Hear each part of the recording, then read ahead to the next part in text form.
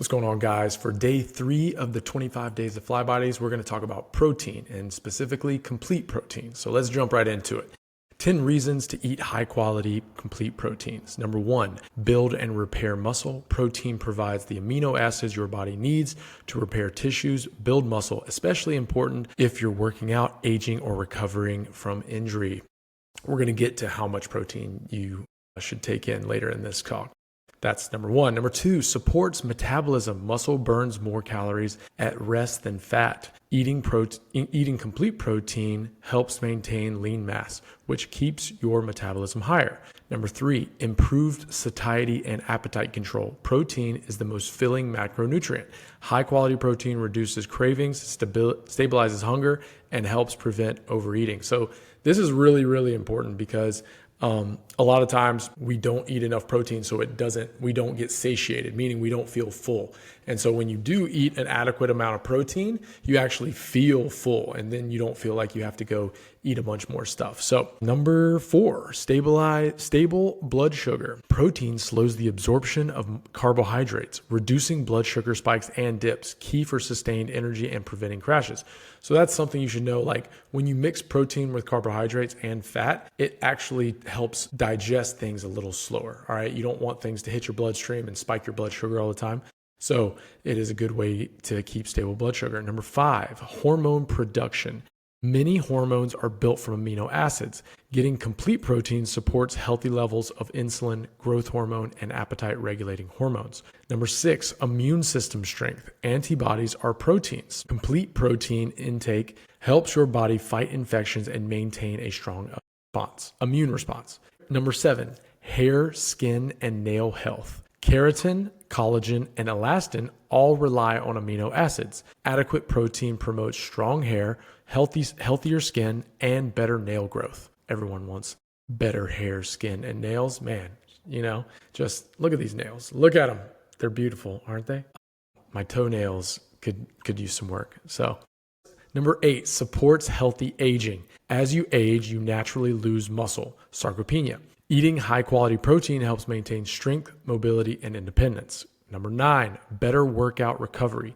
Protein helps reduce muscle soreness, rebuild damaged fibers, and speed recovery after strength and endurance training. Number 10, this is the last one, provides all essential amino acids. Complete proteins include all 9 essential amino acids your body cannot produce on its own, critical for everything from neurotransmitter production to cellular repair. So that's the big one is complete proteins have not all 9 essential amino acids, right? Your body can't make those essential amino acids. We have to ingest them through our diet, okay? What types of foods have all 9 essential amino acids? Well, let me tell you. Meat like beef, pork, and lamb, poultry, chicken and turkey, fish and seafood, salmon, tuna, shrimp, and dairy products, milk, cheese, and yogurt. Eggs, whole eggs, and egg whites have all 9 essential amino acids. And there's probably more types of meat that have all 9 essential amino acids, but those are just a few. And then things that don't have all 9 essential amino acids, but when they're paired together, actually create a complete protein. So rice and pinto beans put together make a complete protein. Whole wheat bread and peanut butter, when combined, make a complete protein. Oats and pumpkin seeds make a complete protein. And this is fun to know because sometimes you don't have, an abundant amount of funds to spend on groceries. So things like rice and beans and like bread and peanut butter aren't super expensive, right? So if you're trying to ball on a budget and you don't want to spend a ton of money on steak or chicken or something like that, you can get these types of foods and you can eat complete proteins. Whole wheat pita and hummus also make a complete protein. And then quinoa and black beans. All right.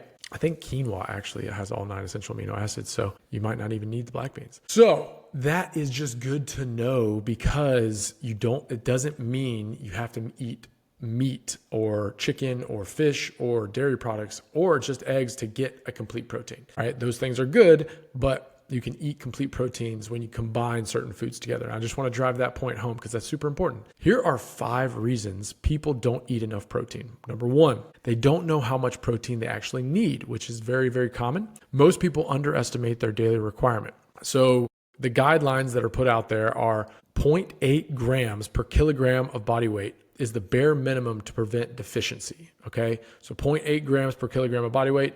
So you have to divide 2.2, you have to divide your weight by 2.2 pounds to get your weight in kilograms, and then multiply that by 0.8. And that is the bare minimum amount of protein to prevent deficiency. Now, the optimal amount of protein for active adults, weight loss, and muscle support tends to be between 1.2 grams and 1.6 grams per kilogram of body weight.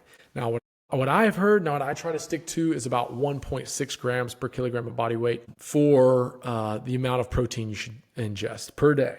So for me, that's around like 130 to 140 grams of protein because I weigh about 180, 190. Now, number two, they prioritize carbs and fats because they're easier and more convenient. Bread, snacks, pastries, chips, cereal, and on-the-go foods are everywhere. Protein foods require more prep, cooking meat, eggs, tofu, etc., so convenience wins. And this is definitely the case. It's very hard to get high-quality protein like immediately. Obviously, fast food restaurants do have high-quality protein that you can get.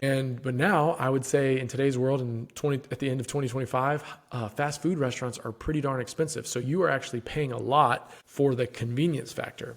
So prepping and prioritizing protein in your diet will put that at the forefront of your brain. And if you buy things in bulk, then when you cook them, it doesn't cost as much. All right. Number three, protein is more filling, so people eat less of it. Ironically, because protein fills you up faster, people may stop eating before hitting their target, especially at breakfast or lunch. So just be aware. One of the common things that I've heard is protein servings can be the palm of your hand if you're eating some type of like steak or chicken or something like that. It's going to be more if you're eating plant-based protein, but for animal-based protein, it's the palm of your hand is a good source of measuring how much protein, animal source protein you should eat in one sitting. Number four, misconceptions about protein, the myths. People avoid protein because they mistakenly believe too much protein is bad for kidneys, not true for healthy adults. Protein makes you bulky. I can get enough from vegetables alone. Usually not the case without planning, okay? Then the last one, number five, cost and accessibility. Protein-rich foods, meat, fish, Greek yogurt, protein powders can cost more than carb-based foods. Protein on tight schedules or budgets often default to cheaper, low-protein meals. So that's something we've addressed already, is that protein is probably one of the most expensive macronutrients in the grocery store and also at restaurants. And so you kind of have to be strategic with the protein that you buy, because you can get some really, really cheap protein and it's probably not going to be very high quality, or you can get some high quality protein and you have to be able to ration that amount of protein over time. So whenever I go to the grocery store, I try to get at least 3, if not 4 different types of protein. And I usually go with a type of fish, a type of poultry, so chicken, and then also a type of beef. And then if I get those 3 things, then I can spread that out over the week, and they're all complete proteins. I also get eggs for when I eat breakfast, and those are complete proteins as well. So that's my kind of go-to when I eat protein. I also eat rice and beans. I eat quinoa. I eat some other things that have protein in them, but not as high as those meats that I just talked about. So that's all I got. Make sure you're getting enough protein in your diet. And like I said, go back to that rough estimate of how much protein you should be getting in. Some people go 1 gram per pound of body weight. You would definitely be getting enough protein in if you did that. And athletes, 1.2 to 1.6 if you're wanting to build muscle, usually around 1.6 grams per kilogram of body weight. And then 0.8 grams per kilogram of body weight is the bare minimum to prevent deficiency. So that's all I got. Hopefully that's helpful. And if you have any questions, please feel free to reach out. Get after it.